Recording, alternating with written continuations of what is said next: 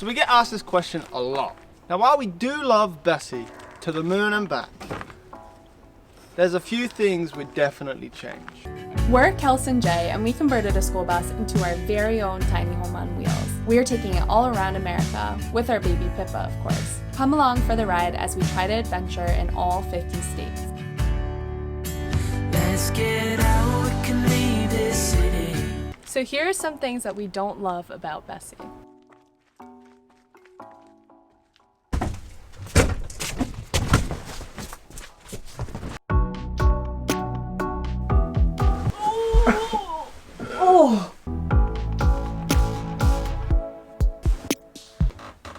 Number one on our list is definitely this couch. It's not the comfiest. We're both very lanky, but we can't fit on it together. And we just don't have a good seating setup in our school bus. So the thought was there. I had this vision of doing this artsy countertop into the sofa, but it limits us to the depth of the countertop for the depth of the sofa. So we really need to scrap this and just build a separate seating area.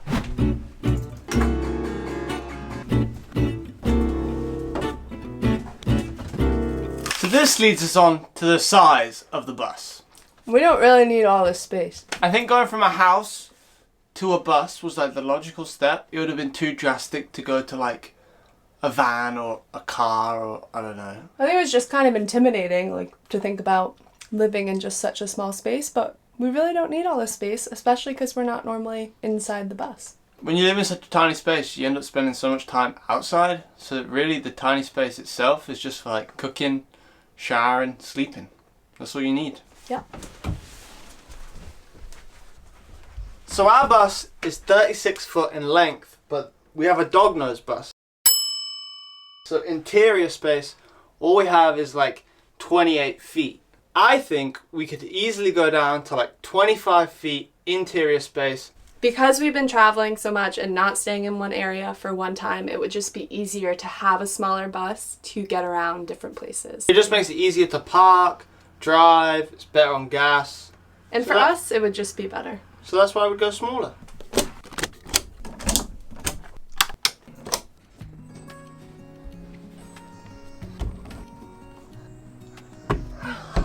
So our solar setup. This is definitely an area we would spend way more money on. Now while it is good and it's perfect for our needs, We shouldn't have cheaped out on it like we did. we'd definitely get lithium batteries, connect the alternator to the batteries itself, which we're actually going to do in a couple of weeks. Because definitely on a cloudy day, sometimes we struggle. Or a smoky day. So yeah, when it comes to solar, it's definitely worth investing a little bit more money, just so you don't have to worry about things like running out of power when you're on the road.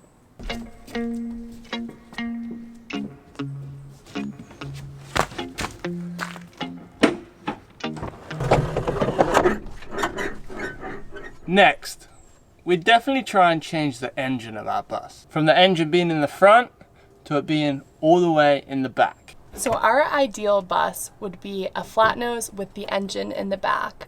We thought originally because the flat noses had their engines inside the bus, it would be too loud. But Gilligan Phantom's bus is pristine. We rode in it the other day and it was so silent having the engine in the back. Now it is a little bit more rare to find a bus like that, but we think it may be worth the wait.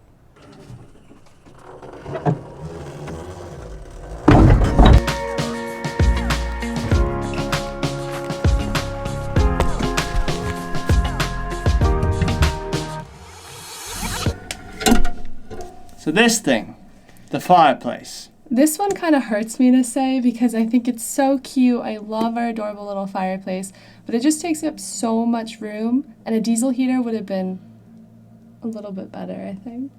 Now while we do love this thing and it's so cozy when you turn it on, for us, we're never in cold places. So this much real estate in our bus just doesn't really make sense. For the times that we are in cold places, we just install a diesel heater, which you can get $110 on Amazon. As much as we love it and as cute as it is, we are chasing the warmer weather, so it's really not needed.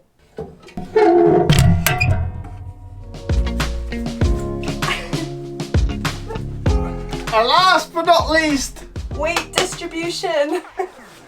so when building the bus, I didn't really think about the logistics of where I was placing the heavy stuff in the bus. But when we're driving, we can feel a little bit unstable. It's nothing crazy, but it would just be nice to have more of a level weight distribution. Let me show you what we're talking about. Under the bed, on the left side, we have a 100-gallon water tank. Right next to it, we have 500 amp hour batteries. Then carrying on the left side, we have all the appliances, the fridge, the stove, the sink, and then the couch, along with the driver's seat. In comparison to the right side, where all this area is open, granted we have the fireplace, but I mean, doesn't weigh too much. And then next to that is the bathroom, which granted we have the tiles, but that's about it. With this in mind, the bus is not very well balanced. And with the roof raise, you can feel how unstable it is when we drive. So that's just us. That's for how we live, our preferences. But we get this question a lot, so hopefully it gives you an idea before you start your build. Yeah, and hopefully you guys just kind of learn from our mistakes. We do love Bessie, and honestly, we're so happy in her, but there are just a few things that if we could do it again, we would do differently. That's all we have for now, and we'll see you guys on Sunday. Okay, I'm trying to get up. Sorry. Why am I out of breath?